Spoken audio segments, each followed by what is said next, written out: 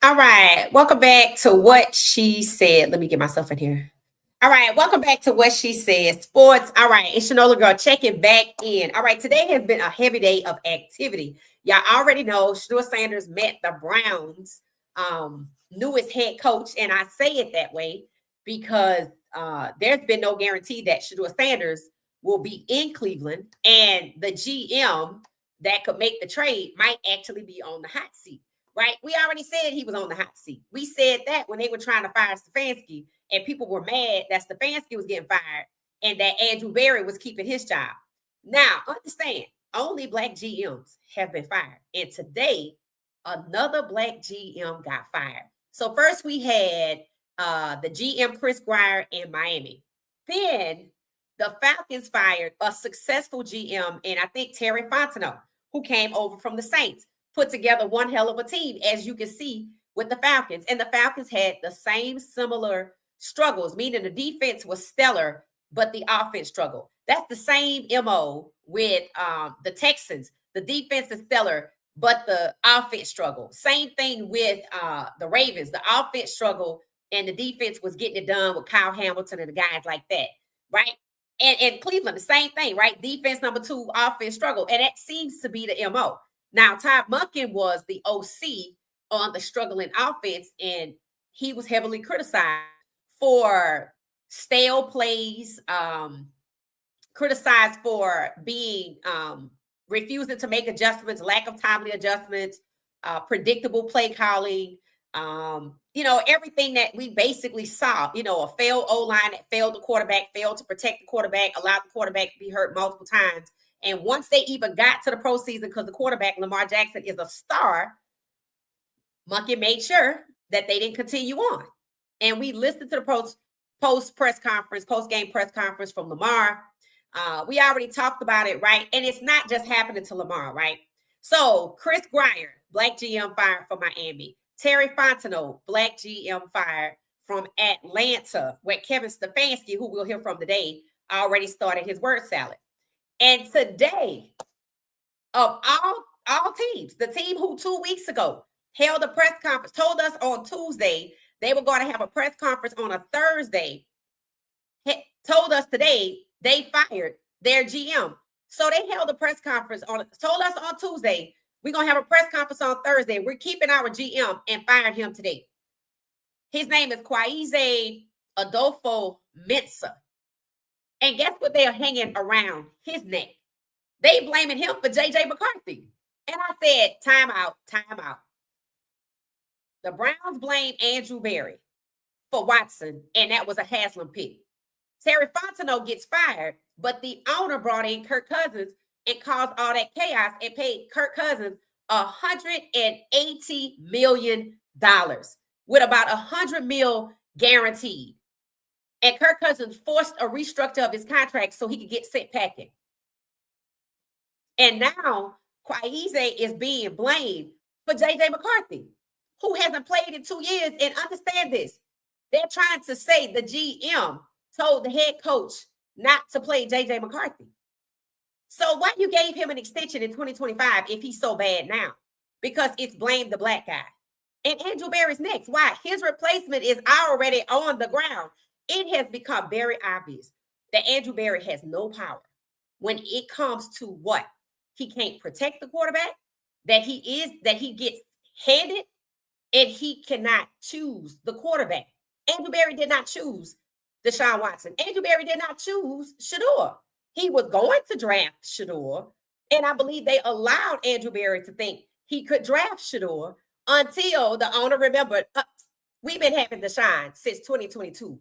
But I guess the owner forgot that he never drafted a black quarterback in the first round, and he was not about to. So they baited and switched Shedeur using Andrew Berry's melanin. So we went all season watching Andrew Berry not protect Shedeur, but keep walking up to him, whispering in his ear and saying good things to him. But at the end of the season, right on script, Andrew Berry says what? Well, the quarterback position isn't solidified. We're looking for a leader. I'm like, so you didn't see leadership from Shedeur? You see Shedeur when the kicker was down, making sure he kept his head up and encouraging him and cheering him on. You didn't see leadership keeping that raggedy offense together.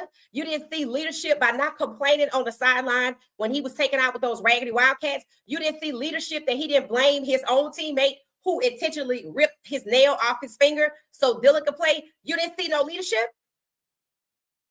Andrew Berry's two-faced. I don't have no problem with saying it. That's why his replacement is already on the ground. Tom Telesco, who's in the Manning's inner circle. And with the way they are discarding black GMs, Andrew Berry's next. And they already have his replacement on the ground. But it might explain, since they knew they were going to fire Kwaize today, who they just gave an extension to in 2025, it explains why they ran out the Falcons and brought in somebody who had never been a GM from Chicago, Ian Cunningham, who's black, before they hired Kwaize today.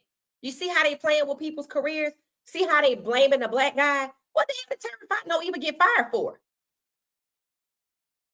Like Andrew Berry, actually, he shouldn't have been fired. He was wrong as hell on day 3 of the draft, saying that Shedeur's skill set is a retro style pocket passer. That's a lie.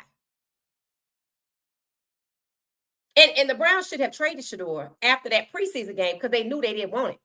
But they seem to be holding him hostage. And Andrew Berry seems to be a part of that. Andrew Berry said Shedeur was going to outproduce his draft stock while Stefanski was going ham on Shedeur, making sure that didn't happen. Berry was being undermined himself by the owner and Stefanski. And all he had was great things to say about Stefanski on the way out. In addition to, yeah, we don't know who the quarterback going to be because we haven't solidified that position yet. That's stabbing Shedeur in the back. That's betrayal. And it's pushing the narrative that he's not a franchise QB. He's not our guy. He's not a QB1. If he was a QB1 in franchise, in their minds, he would have the job. But the problem is they don't want him because they want somebody else. So just like all the GMs that have been fired, all of them are black. Andrew Berry is on the clock because his replacement is on the ground, and his replacement came in with a lesser title than Andrew Berry. Andrew Berry is an executive vice president and the general manager. Tom Telesco is the general manager. Why would you bring in a general manager to help Andrew Berry decide who to hire? Because they wanted Monken from the start, and they played in Jim Schwartz's face, and that's why he mad. And now Andrew Berry's out here taking the credit like he did something. What did you do? Because understand, everybody knows Monken is Haslam's pick.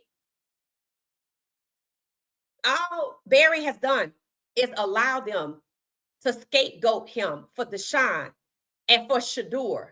That's why he ran to take credit for Shedeur. But what is he doing now? Going along with the script. Yeah, we don't know who the quarterback gonna be. So they're gonna go draft another quarterback, or they're gonna bring in 5 more from free agency. Andrew Berry's replacement is on the ground, and the backstabbing that he's been a part of, playing in Shedeur's face, is what's happening to him right now with Tom Telesco. Because what Haslam is doing while he's hiding his hands behind his back, and Andrew Berry brought in Isaiah Bond knowing exactly what the plan was. And they devalued Isaiah Bond, seemingly. But as a rookie, he don't have a 4-year contract like Shedeur and Quishon and Harold Fanning Jr. His contract is 2 years. So if he proves he can stick to the script, he'll likely get a nice contract before Shedeur even can get another contract. So some things on the surface look one way, but it's really something else happening here. And it's leverage. If I can get you to not ball out right now, don't be Superman right now with Shedeur, because we're bringing you in because, you were the wide receiver for the Manning kid, right? Okay, well, we're going to bring you on in. We're going to give you a 2-year contract instead of bringing you through the draft. And that way, if you prove yourself, like Monken proved himself, Stefanski proved himself, and were rewarded for failing their black quarterbacks. If you prove yourself, then we'll reward you when it's time for a new contract. That's leverage. That's how they keep them like this. That's leverage.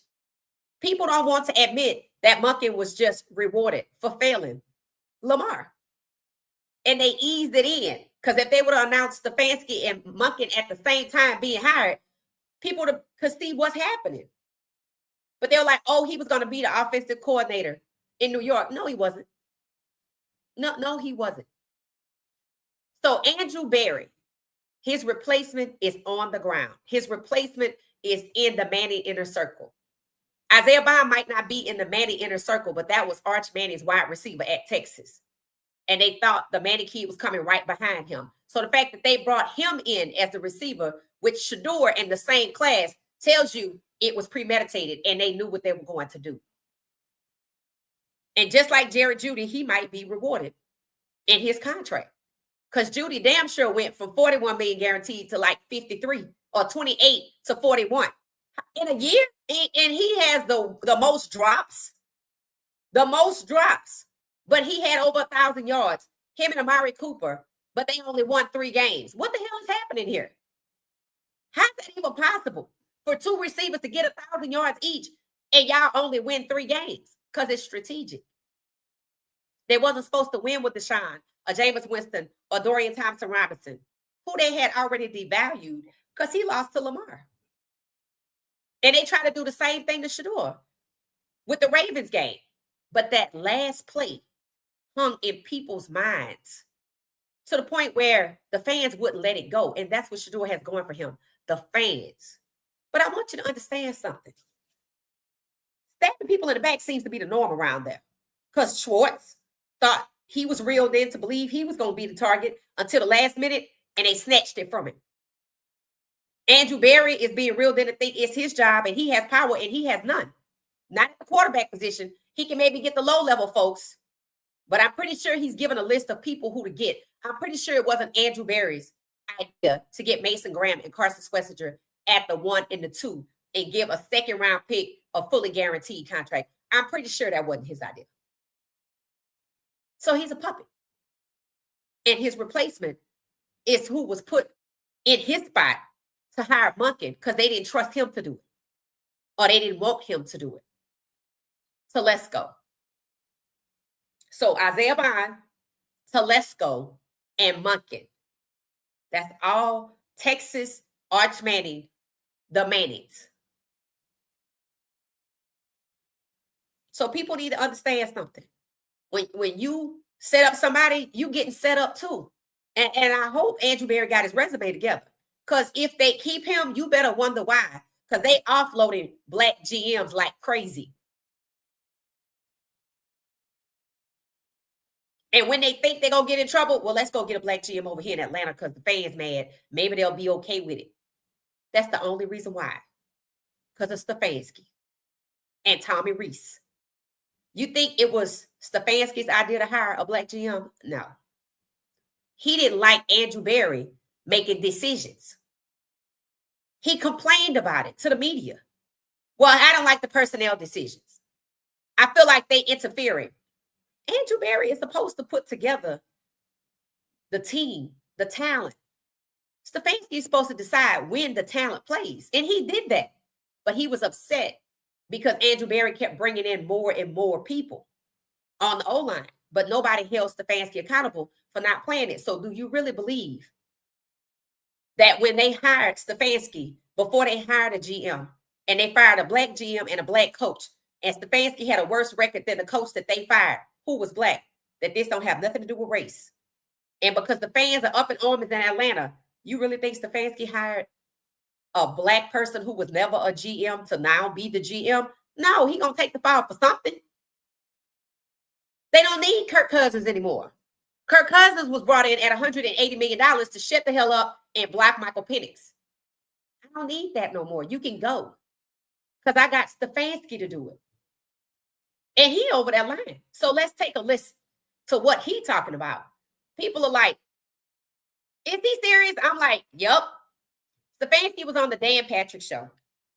And he was basically over there telling people how that he loved Dylan and Shedeur. And of course, he didn't use them by name. So just let's take a listen to this. To have gone through it, it was. This should let y'all know there is a lot of posturing happening. When I say there's a lot of posturing happening, there's a lot of fakeness happening. There's a lot of smiling in faces and eeking in the back. Quaize got stabbed in the back after getting an extension, which means nothing. If you're a black GM and they give you an extension, you still ain't safe. They don't even want these black GMs to feel safe. Bringing in a replacement to make the hire for the people they want to get. But letting them take the fall for J.J. McCarthy or for Kirk Cousins or for Dylan. Really? That's what the black GMs are being blamed for. Or Tua. When they don't have that kind of power.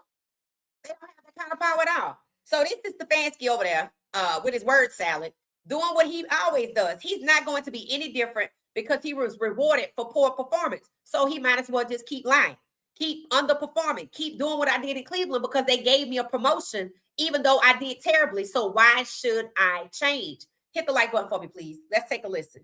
I watched your press conference, your introductory press conference. I know you didn't want to talk about the Cleveland Browns, so you want to swat this away, you can, but was it fair to Shedeur and Dylan to be put in a situation like that as rookies?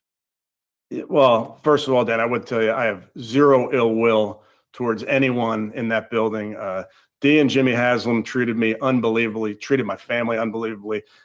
So I have no ill will towards all those type of things. As it relates to decisions like that, it's not fair for me to comment. Those two young players, I love those guys. I loved coaching them. I love their development. As a coach, why we do this is you take a player and you try to get a little bit more out of them and you try to develop them. And I want to get this guy better at that. And I think both those guys, you can point to their rookie seasons and say, man, they got better in these areas. Ultimately, hello. I love those guys. First of all, I ain't hear nobody's name. Those, what? I love those guys. And then they showing Shedeur in the front. Excuse me? Not only did you abuse Shedeur, and you trying to dress it up as you wanted to get the most out of him, because Shedeur said, what? That he was really, really, really tough. But what? So, see, that's why you got to be careful what you say. Because they going to use it every time to say, see, we didn't do nothing. And now they bringing that monkey with all that touchy stuff. Because when something go down, you can't say nothing. That's why you got to be careful what you say. I love those guys. When did he love Shedeur? Developing Shedeur, when did you do that? You threw him into a game with no first team reps. And when he played in the preseason, you tried to set him up on 31 or 41 to make a pass. And then you tried to turn him into a check down Charlie with the last few games after you did the Raggedy Wildcats, after you did the whole bait and switch on wristband gate. And you kept failing him with the whole O-line, first and second string. When exactly did you want him to get better? When you didn't allow him first team reps? Or was it when you said that, well, you know, even if he a 5th round pick, he gonna come in, we don't let that determine how they go? That's a lie. All we are getting right now is lies and blame, and people trying to deflect, and people out here posturing and hiding and touching all over people. It's a whole lot of posturing happening right now. Stefanski trying to absolve himself from abusing Shedeur by saying, I love those guys. And what guys are those? He couldn't simply say, I love Dylan and Shedeur. No, because it's a lie. It's a lie. He back to his little word salad. Oh, I love those guys. It wouldn't be fair for me to say this. I know you didn't want to talk about Cleveland. Why you don't want to talk about Cleveland? You've been there 6 years. What the hell? Why you don't want to talk about Cleveland? A whole lot of posturing happening here. I mean, a whole lot of posturing. And when I say posturing, it's on to the point where it's BS. So now that you're looking at him sitting up here lying, I want you to think about Monkey and all that touching and playing with Shedeur. I think this was a professional setting. I don't greet none of my coworkers like that, or none of my superiors greet me that way. Because what we getting ready to do. See, that's what they do before they eat you. Oh, you can't say Monkey don't like Shedeur. Oh, Stefanski never sabotaged Shedeur. I want to get the best out of him. I want these guys to get better. He tried to break Shedeur down to a goddamn pocket passer, and he gonna do the same damn thing to Michael Penix Jr., and he keep using the word development. But what does that look like? And I would love for somebody to ask him, what the hell does this development look like that you speak of? You didn't develop Shedeur. You tried to break him down and destroy him. And this is how he absolves his conscience. But he ain't all the way clear because he can't even say his name. I love those guys. What? That lets you know all that touchy-feely at the end of the season that you see a Monkey come in with is exactly what I said it was. Posturing. Because somebody in trouble. Optics. How you undermine the black GM that you probably paying a gaggle of money to, but probably underpaying him? But you love the quarterback that you complaining that the GM want to play so they can get his draft stock and get him drafted. And then he over there in Atlanta lying like people in Atlanta didn't see what he did to Shedeur.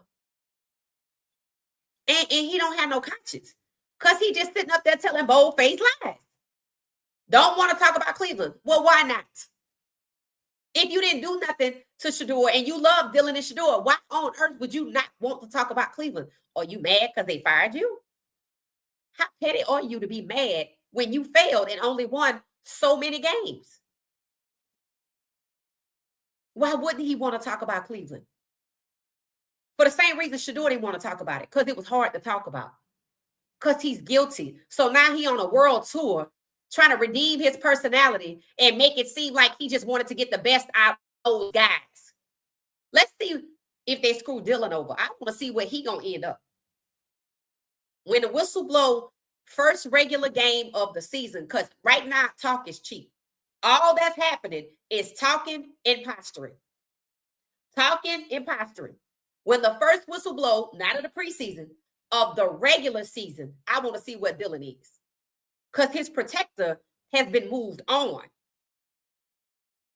The person that brought him in has been moved on. So let's see of what value he is to Monken or Haslam.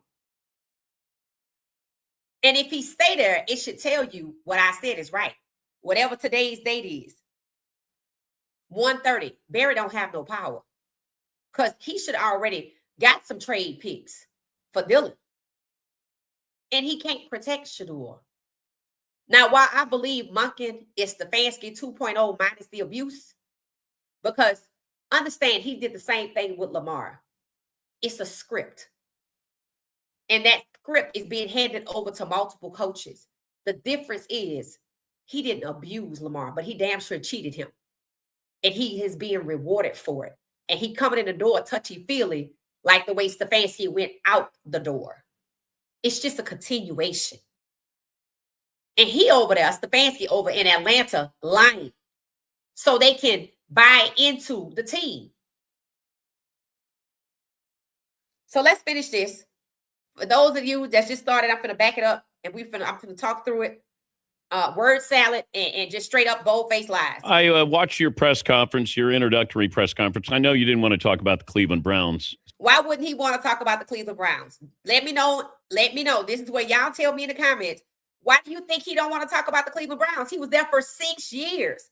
Who works at a place for 6 years? Who gave you your first head coaching opportunity? You have 2 Coach of the Year awards, and you got to bring your best friend's quarterback from Oregon, and y'all was having fun with the cigars and stuff on the golf course, and you abused Shedeur all season. So why you don't want to talk about Cleveland? Let me know why y'all think he don't want to talk about Cleveland. So you want to swat this away, you can, but was it fair to Shedeur and to be put in a situation like that as rookies? So was it fair to Shedeur and Dylan to be put into a situation? By put into a situation, are they blaming Andrew Berry for drafting 2 quarterbacks? Let me know what y'all think about that. Put into a situation. The only people who put them into a situation is Stefanski. There's no reason why he couldn't have made sure there was reps for Dylan and Shedeur. He knew Flacco wasn't going to be there long because his age, right? He knew Flacco couldn't play a whole season. He knew Kenny Pickett was injury prone. So it shows you the Browns went out and got 2 people who were veterans who were not dependable long term. So you didn't develop. You only developed Dylan, overdeveloped Dylan, and he still failed. And you didn't bother to develop Shedeur at all. So what it is Dan Patrick should be asking is do you think it's fair for Shedeur to have not been developed and for Dylan to be given all the attention, considering the 2 veterans were not reliable long-term solutions? That's the question. Let me know your thoughts about the situation. See how they're intentionally not putting him under fire? They're intentionally using this like a PR interview to clean up his image because the fans don't like him and they shouldn't. Well, first of all, Dan, I would tell you I have 0 ill will towards anyone in that building. Dee and Jimmy. He is just like Jimmy Haslam. The building. I take exception to people saying the building is dysfunctional. I have no ill will towards anybody in the building, but I don't want to talk about Cleveland, where I worked for 6 years and had 2 Coach of the Year awards and got 2 Pro Bowlers. Flacco, that's what they're saying, Flacco and Shedeur. But you don't want to talk about 2 Pro Bowlers? You don't want to talk about Shedeur going to the Pro Bowl? You don't want to talk about Cleveland? Why? What was so wrong if nothing happened? Haslam treated me unbelievably, treated my family unbelievably. So I have no ill will towards all those type of things. As it relates to decisions like that, it's not fair for me to comment. Those 2 backing out of answering questions. It's not fair for me to comment. Atlanta, y'all better get ready. The Falcons fans, y'all better get ready. If y'all see this or know some Falcons fans, go ahead on and share this podcast and feel free to drop the timestamp, whatever it is. You see this? He don't want to answer the question. I don't want to talk about Cleveland. Now I don't want to answer the question about Dylan and them and this, that, and the other. And no ill will toward the building. It's just contradiction after contradiction all over the place. If it's not a problem, why you don't want to talk about it? You was there for 6 years in the building, just like Haslam. Young players, I love those guys. I loved coaching them. I love their development. Fair for me to comment. Those 2 young players, I love those guys. I loved coaching them. I love their development. I have no ill will towards all those type of things. As it relates to decisions like that, it's not fair for me to comment. Those 2 young players, I love those guys. I loved coaching them. I love their development. As a coach, why we do this is why we do this. Take a player and you try to get a little bit more out of him and you try to develop him. And so I abused him to get a little bit more out of him. And I was just developing him. Get this guy better at that. And why you think they got Shedeur first in this photo? So they know what time it is. But look at how they going with the safe questions and letting him clear up his image. It's as if he has a PR person who running around scheduling all of these interviews so he can make himself look good. That's how bad it is for the Falcons. I think both those guys, you can point to their rookie seasons and say, man, they got better in these areas. ultimately, we want to continue to. They got better in these areas. They got better because he abused Shedeur. Dylan failed. He ain't got no better. He might go somewhere else to get better. But I don't know how Shedeur would say, man, I thank Stefanski for abusing me because I got better. Better or what? Running away from the damn O-line that you refuse to make adjustments to? That's also a criticism of Monkey. Jerry Jeudy over there dropping the ball, like Derrick Henry was over there dropping the ball. Also a criticism of Monkey. Predictable play calling, also a criticism of Monkey. This is Stefanski 2.0 coming through the door, picking up where he left off. The symbolism is Stefanski left touching on Shedeur. Monkey came in touching on Shedeur. I told y'all about that touchy feely stuff. They somehow are using that to manipulate people into believing we're good. I like you. I'm not here to betray you. Yes, he is. Just like he betrayed Lamar. And you see how this one lying? That one gonna lie too. These are bold-faced lies. There's no way Shedeur is going to sit up and say, I thank God for Kevin Stefanski because I got better as a quarterback. He didn't even want to develop Shedeur. I don't even know how he could take development, take credit for developing Shedeur. Develop him to do what? To not go in the locker room and stay in there when you sent in 86 to rip off his nail? That he didn't complain because you took his wristband? That he didn't complain because of the Raggedy Wildcats? But you don't want to talk about Cleveland. But you want to slide in that they going to thank people because they got better as quarterbacks. Must be talking about Dylan. And he didn't get no better either. So what kind of development did you do? What is this development that you speak of? Whether you talking about Cleveland that you don't want to talk about, or Michael Penix Jr. that you say you going to develop. And what does that going to look like? I know he hoping and praying Michael Penix Jr. is not ready to go. In fact, they're probably going to find a reason that Michael Penix Jr. can't play week 1. Improve, and those guys, both of them will. But I think very highly of those two young men. Yeah. He is lying. He is lying. He is lying. He don't want to talk about it, but I think highly of those young men. Never said their names. Wasn't going to say Dylan's name because he don't want to say Shedeur's name. Just bold-faced lies. It's just tough, no matter how old you are to play that position in the NFL, let alone to go in there and, thrown into that. And I just wondered, you're the head coach and, you're an offensive-minded guy. He what? He's an offensive-minded guy. He failed. He's not an offensive-minded guy. He's a jackass. And see how they dressed him up?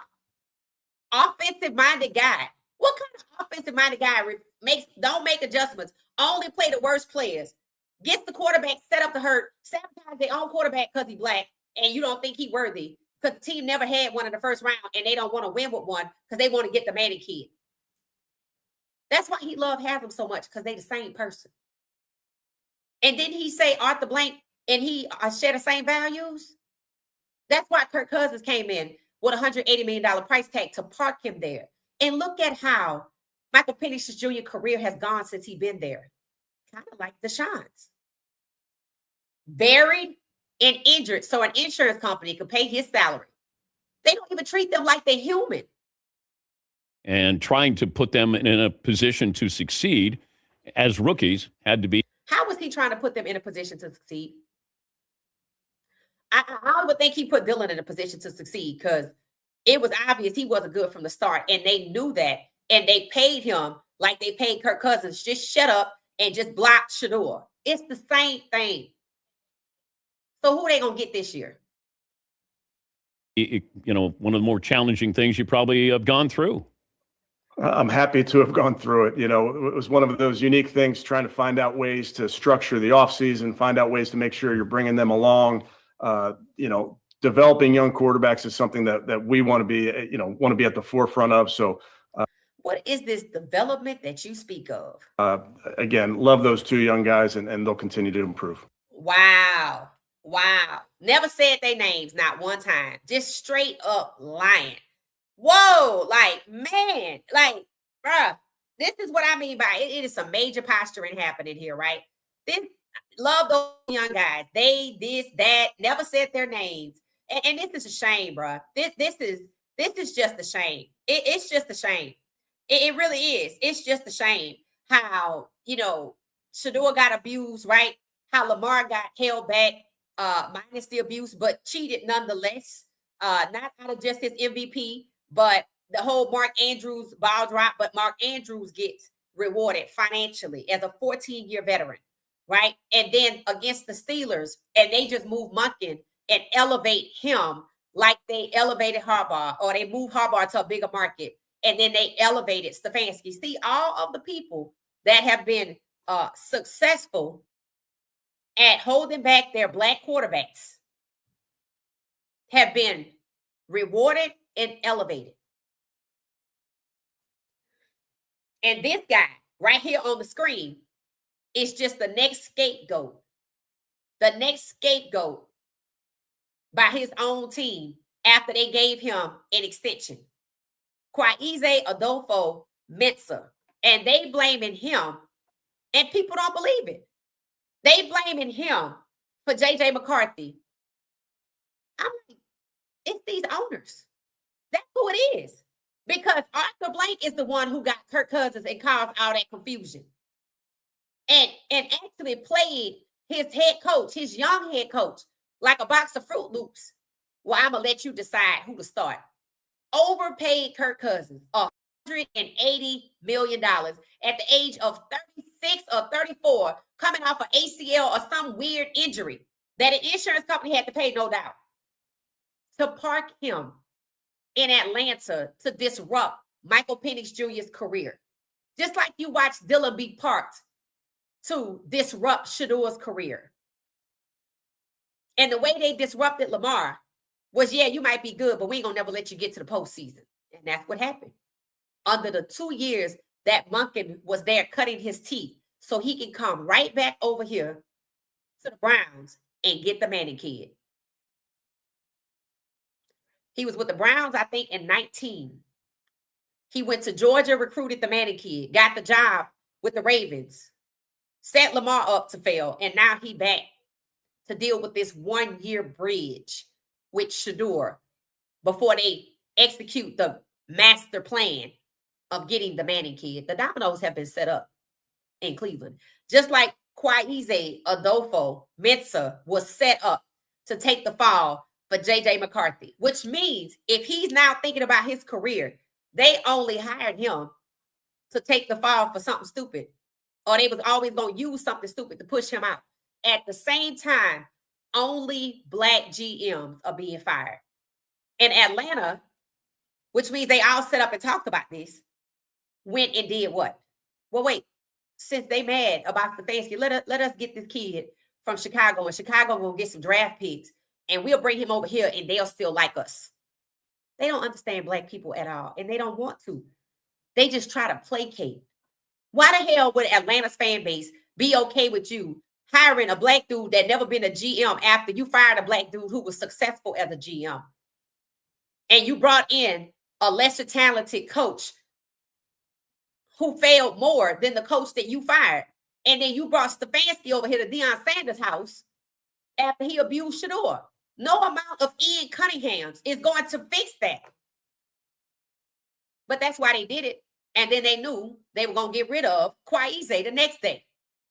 So 3 black GMs have been fired, and you're not supposed to say anything because one dude was hired and made a GM in Atlanta. This is crazy. This is what I mean by a whole lot of posturing. It's just blame the black guy on the GM level. Barry did not pick Haslam.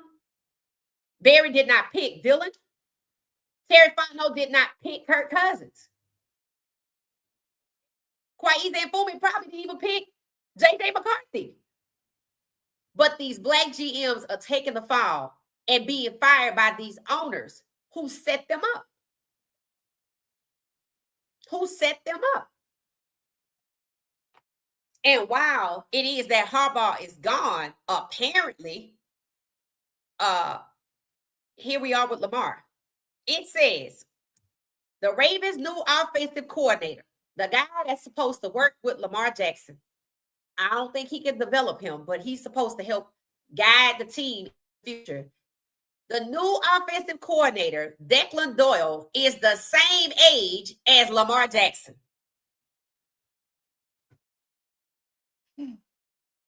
Did y'all hear that? The new offensive coordinator for the Ravens. The new offensive coordinator for the Ravens is the same age as the quarterback. How much experience does he have? How much experience does he have? Let's be honest. 29 years old, Declan Doyle, 29-year-old, Lamar Jackson. That's crazy, bro. Look how this person is looking. They're like, huh? I want you to put the word out there. That's crazy. That's just crazy. It's just crazy. This is either going to be a great move or a terrible move. There will be no in between. Doyle is talking about his 10 years of experience is hilarious when he's only 29. Baltimore is handing a Ferrari to a student driver and praying he doesn't crash it. Lamar Jackson deserves an established genius, not a kid still trying to prove he belongs in the room. So do y'all really think that the NFL and the owners of the Ravens want Lamar Jackson to be successful for hiring somebody his age? You see? This is what I'm talking about. This is what I mean by posturing. We're going to get rid of Monkey because he failed Lamar, but we're going to elevate him like we did Stefanski. And then we're going to get you, somebody else, to come in and mess it up a different way. We just going to get somebody that absolutely know what the hell they doing, and he your age, because we want you to get the message. We ain't letting you win shit.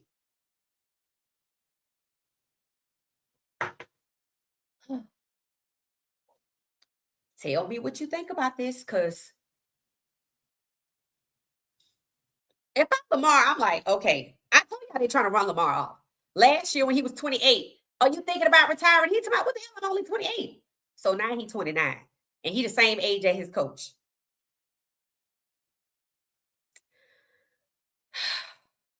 Tell me what you think, because it's just it's just, this is what I mean by they be playing in these people's face, bro. They be playing with their careers, because I swear, I couldn't do it. That's why I say they better than me. I can't do it. I can't do it. Hit the like button, 161 of us. Hey, Tina, how you doing? How you doing? Hey, McMillan, how you doing? Y'all got to let me know what y'all think about this, because this was a lot. Hey, Nola girl, how you doing? How you doing? How you doing? Hey, Anthony, it said, wish all of the top black players would get their own league. I know that's right. That's what they need to be thinking. It said that coach recruited Shedeur for Georgia. No, that's false. Proof of false. I'll let the chat tell you why. It said Arch received scholarship papers at birth while in the hospital. An illustration of how far in advance privilege is set in motion. Thank you. It said, don't be lulled to sleep by all of this pillow talk. Thank you. Wholesale lies being sold at retail prices. Thanks. Hey, Pamela. It was like, man, it's like, whoo, that's just crazy. It said Kevin Stefanski looked like he lost the weight from all the stress and backlash. He may have. Michael Penix Jr. face smaller too. It said, unfortunately, this is AB's consequences. Kevin Stefanski is a lying wonder. It said, word salad. Thank you, Barbara. It said, Michigan here, NFL last season got caught with first-class collusion and sabotaging a rookie's career in the NFL. The videos that was plastered all over the internet was nail driving in a coffin. What rookie was that they talking about? Let me know. Are you talking about Shedeur or somebody else? It said, how he going to develop a player when he knows nothing about football? Thank you. It said, posturing, BS Atlanta. It said, you believe that? Yup. It said, he doesn't want to talk about Cleveland because there's an orange jumpsuit in the wings. Right? That's a good reason. Because you've been there 6 years. All they talked about when you got to Atlanta was two-time coach of the year. And I watched the Dan Patrick episode, about 3/4 of it. He said he asked him, where were the trophies? One, he said somewhere on his daughter's desk. I don't know how old his kids are. I thought they were pretty young. Says a lot. And the other one is in storage. You see? They're not proud on a mantelpiece nowhere. They tucked away because he didn't earn neither one of them. First of all, he skated on Baker Mayfield and pushed him out so they could hold Deshaun hostage and he could abuse him and they could collect the insurance money. Now they're doing it to Michael Penix Jr. and hopefully they don't never get to do it to Shedeur, because they trying to find, if you don't understand that bringing in a coach your age, your offensive coordinator, your age is not to run you off. If that's what they're doing to Lamar, you got to ask what they're doing to Shedeur, where Monken just left from. They're essentially telling Lamar, you have no way out. And why? Because they didn't draft him. Because Isaac Newsom drafted him on the way out. I told you, when they got it in for you, they don't let it go. They don't let it go. They want Shedeur to be comfortable with a backup role. Why is that? And that's coming right off the NFL's website. Why is that? Because they want them likes and clicks that he could bring. Remember, they said he wasn't going to never make the 53-man roster. So they were short-sighted in the draft. They knew they could make money with him, but they didn't want to. But when they see just how impactful it is overall, including the media, well, wait a minute. Let's just see if we can get him in a backup role. And for like 15 years, we'll milk it like Tyrod Taylor. Shedeur deserves so much better. And like whoever said it about Lamar, he deserves so much better. They're not bad people. They're not doing this because they're bad. They want to reward Belichick for cheating, but they want to destroy Lamar and Shedeur because they are good. And we didn't want to, remember? So because you got in, we don't have to let you win. That's what it is. So what you could see in Cleveland for 1 year, because they're not changing their mind about the man kid. They already stacking the dominoes. Then you got to go through the draft. Then you got to go through free agency. Keep paying attention. And then the media go start talking about some topic in unison. When they all in Cleveland and everybody have decided the Cleveland media is, I don't listen to them.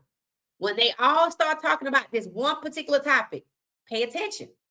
Because where you think they get their directives from? You think they just all magically think the same and want to talk about the same thing incessantly? No, but it was crickets in unison when Shedeur got robbed and when they found the people who robbed Shedeur.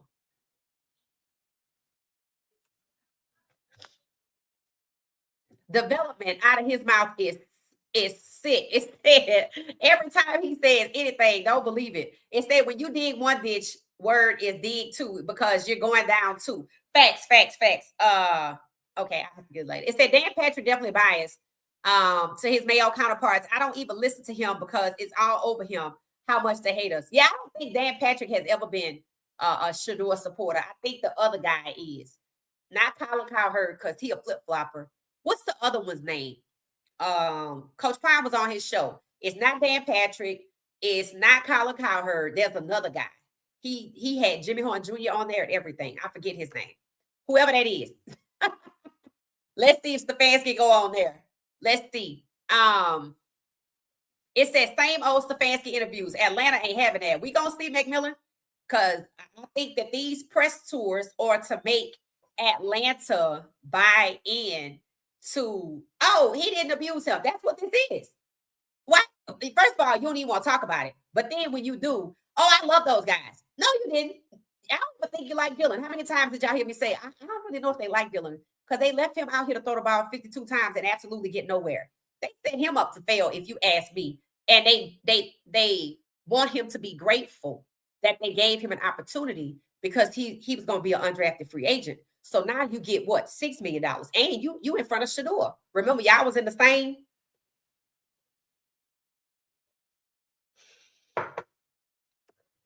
A lot of posturing. It said Kevin Stefanski and Jake Haslam are twins. Yes, deflected anything. I totally agree. I feel sorry for Atlanta. Atlanta better stay home.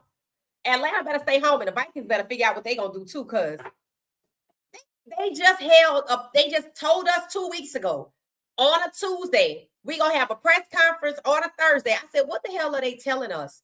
See, stuff like that always gets my attention because it don't make no sense.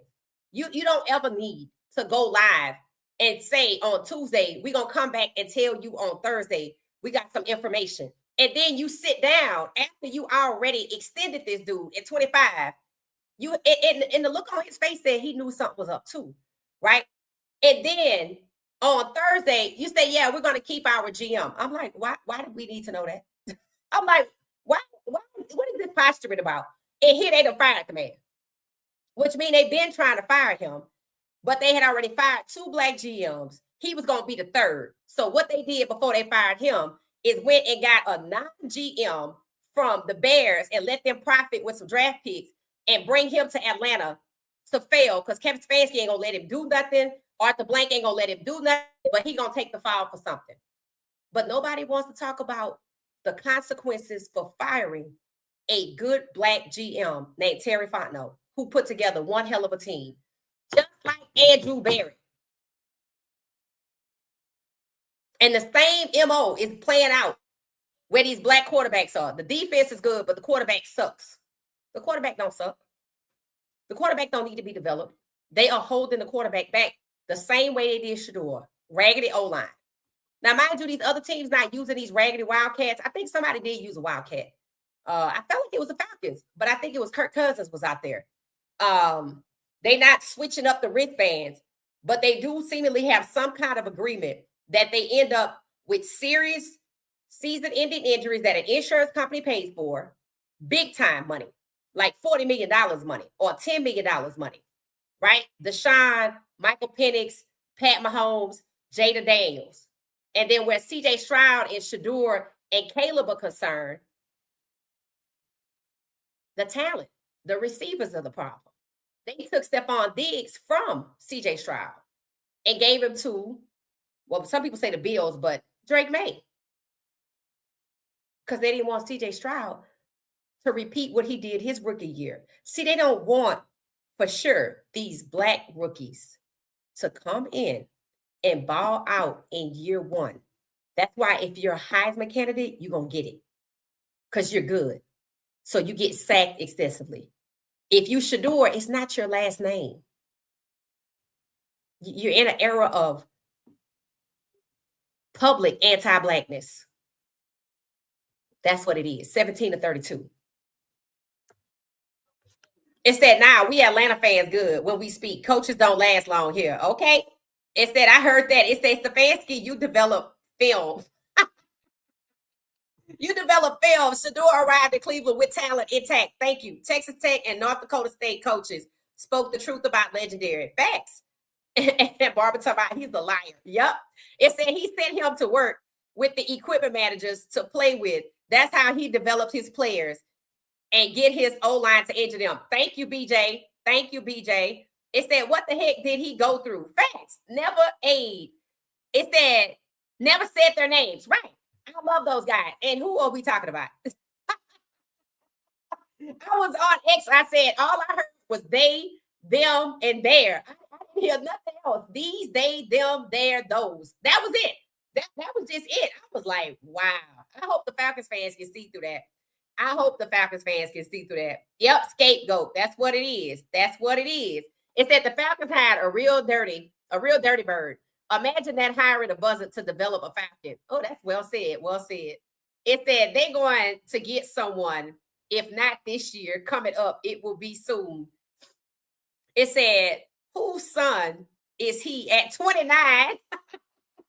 That's a good question, Tina. Talking about, I'm like, damn. I mean, they just hate Lamar, bro. And I know that it's because they just wanted to do to him what they did to Shedeur in the draft. And matter of fact, somebody on X was sharing the interview of when Coach Prime was interviewing Lamar, and they did the same thing to his son. Lord have mercy. And I knew 2 weeks before the draft, because of the way they were talking about that interview. They were like, now, who was it that interviewed Lamar? And they said, Deion Sanders and Coach Prime. They was like, because they already knew. They had already said that they were starting to let it all hang out. They had already said, Chase Daniels said, I think Jackson Dart gonna sneak in the first round. How the hell you think he knew that? He didn't have the talent for that. Because they had been talking about it, and Acho was antagonizing Deion Sanders Jr., saying, is Jackson Dart going to be number 2? People were going in on him. And I remember Adam Schefter posted on threads that the Browns draft strategy had been approved. I'm like, and why does that draft strategy need to be approved? They said Andrew Berry was going to get tricked out of his picks. And they said Mike Tomlin was going to lose his job if he's drafted. Whoever drafted Shedeur was going to lose his job. And Mike Tomlin was advised to draft the Colorado QB at number 2 behind Aaron Rodgers. The fact that they insist that he draft him in the first round at number 2 tells you how fervent they were that Shedeur was not a QB1. 17 of 32. And Mike Tomlin said he wasn't drafting Shedeur as in the first round and making him put behind Aaron Rodgers. The same reason Shedeur didn't want to go behind Lamar Jackson or Jalen Hurts because he's not dumb. So Shedeur is, I'm a QB1. And, you know, and they like, be happy with this backup role. So Shedeur is, I'm a QB1. And they like, yeah, anybody would be happy with this security, this backup role. That's what they want him to do. And he like, nope, I'm a QB1. So the way he carries himself, he's auditioning. If he shows any kind of a tantrum or whatever, then, you know, it don't matter. They still want to keep him for likes and clicks. So to me, Shedeur has the leverage. I know you don't want to cut me. That's number one. Let me find out. You want me to do less than what it is that I'm supposed to be brought here for. You said you was going to hire me as a CEO. Let me find out that you keeping me for some extraneous reason, and I know you can't cut me. Oh, okay. I'm going to sit back for a minute, and I'm going to watch everybody, and then I'm going to make my way right to the hell it was where I was supposed to be. And I ain't going to sabotage nobody. Because, see, God opened the door, right? But that don't mean God going to let him get to where he want to be. We've seen God keep Shedeur safe and expose these fools. Kevin Stefanski still out here exposing himself. Monken don't want to get chewed up like that. So he coming in where Stefanski left off. All that touchy-feely. I told y'all about that touchy-feely stuff. Now you see. That's what they do. But they don't mean you no good. Bringing in the same age offensive coordinator for Lamar Jackson after talking about trading him. Really? And that explains why Mark Andrews got all that money as a 14-year veteran. See, somebody over there in Baltimore is two-faced. And I don't know who it is.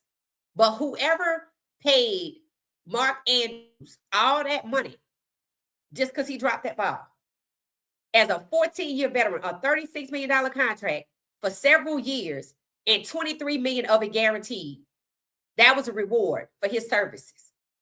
Because before that, he was accused of going missing in big games, but so Lamar couldn't advance. So then they brought in all his talent. And they're like, fine, do it. Increase your payroll. They just found another way to cheat him. And then moved it away from Mark Andrews and moved it on to Derrick Henry. And Monken said, yeah, I could have coached him better. Monken did exactly what Stefanski did in terms of the predictable play calling, the lack of adjustments, all of it. It's the same. The abuse is the difference. The word salad is the difference because they're different people. And I'm pretty sure the Browns know they can't go back down that road. But they can find another way, just like the Ravens have found another way to hold back Lamar. A 29-year-old, same age, offensive coordinator for a 2-time MVP, 3-time MVP. You ain't trying to win, bro. You better be a damn superhero then. Why haven't you been hired by everybody? Why wasn't there a bidding war for your services? Somebody in Baltimore is two-faced. And I said it after that AFC game. Lamar better ask himself, do they want to win with me here in Baltimore? No, they do not.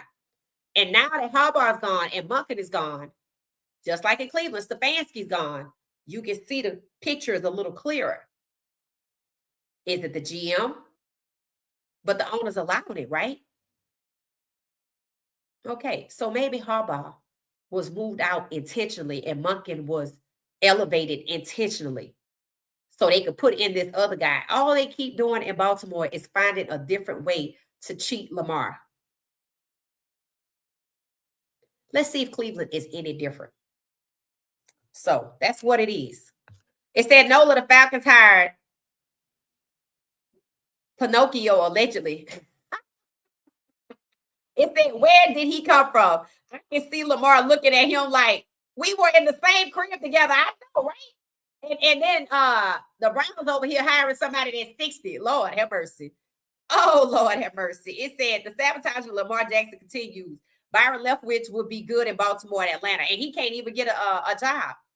It said the Shedeur video of the O-line missing blocks. Oh, yeah. The same thing happened to Lamar. I don't think they was diving on the ground. They crushed his ankle. They let him get sacked. They tried to, Monken tried to keep him in the pocket. So Monken probably going to try to keep Shedeur in the pocket, but Monken said something that he likes athletic QBs. Now, Lamar is athletic. but he tried to keep him in the pocket, and that's how he kept getting hurt.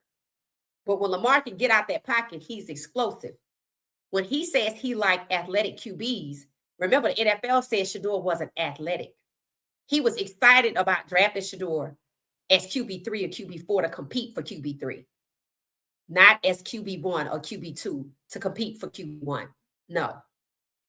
They haven't even let Deshaun hit the field with Shedeur, and they technically can. But it's more important to hold Deshaun hostage than it is to humiliate Shedeur with Deshaun. We're going to do that with a white player or a non-black one. Then again, we might go get Malik Willis, or we might draft Trinidad Shambliss and put all the black people together so they don't spread out, because 17 to 32 is still the goal. And people don't need to lose sight of that.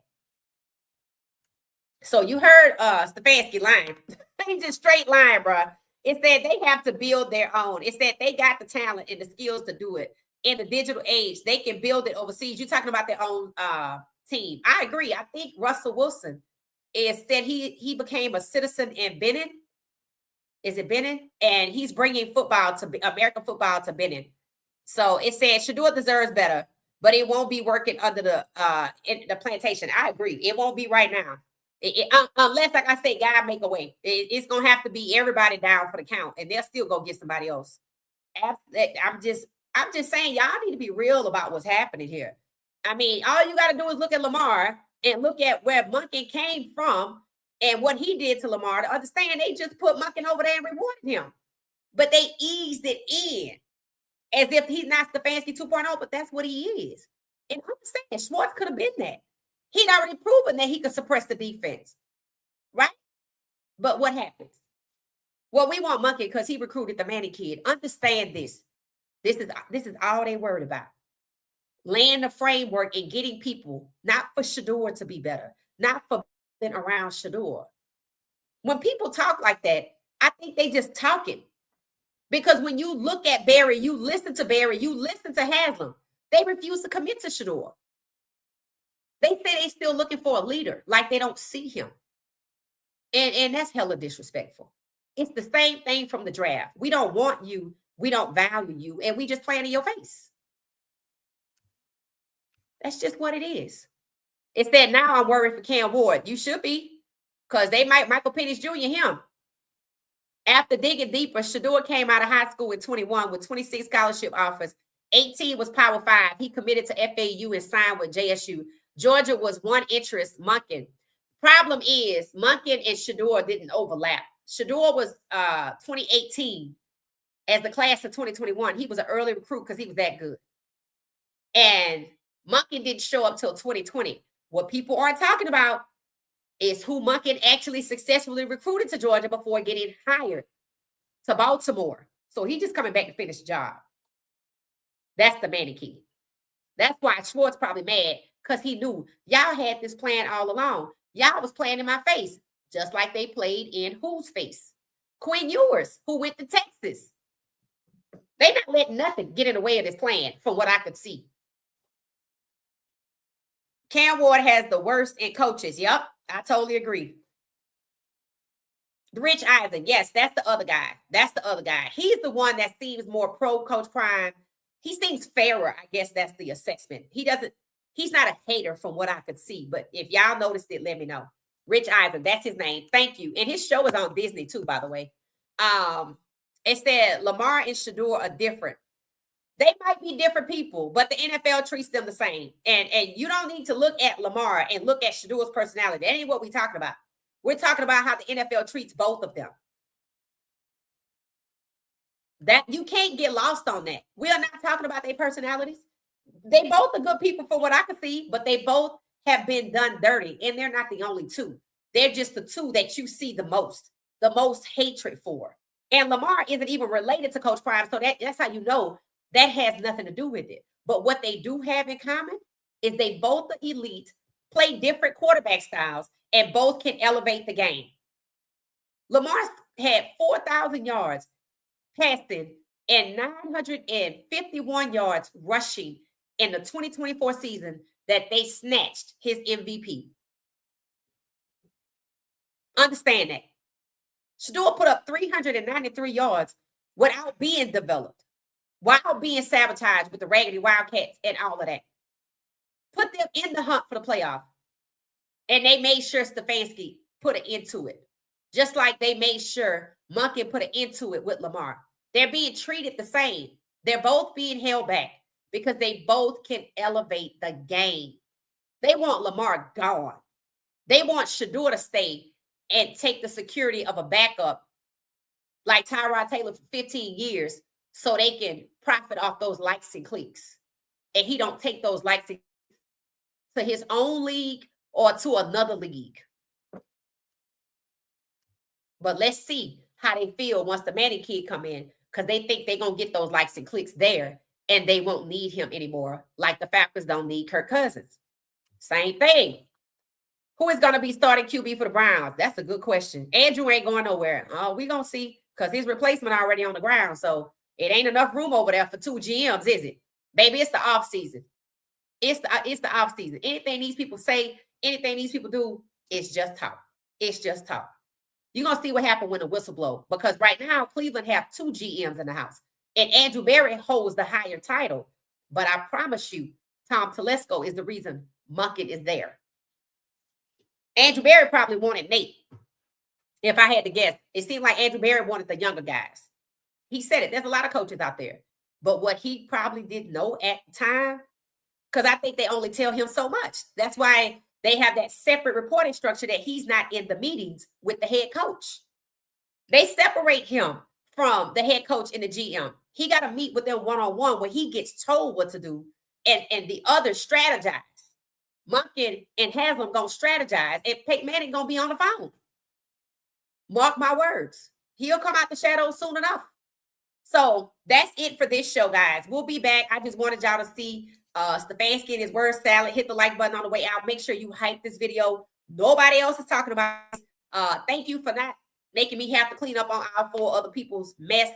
I appreciate that. And we'll be back at 10:35. We're talking about the off season. We're getting into the fun part of what our faves are doing in the off season. All right.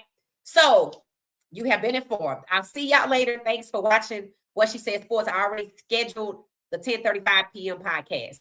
See y'all at that one, the off season. Have a good one.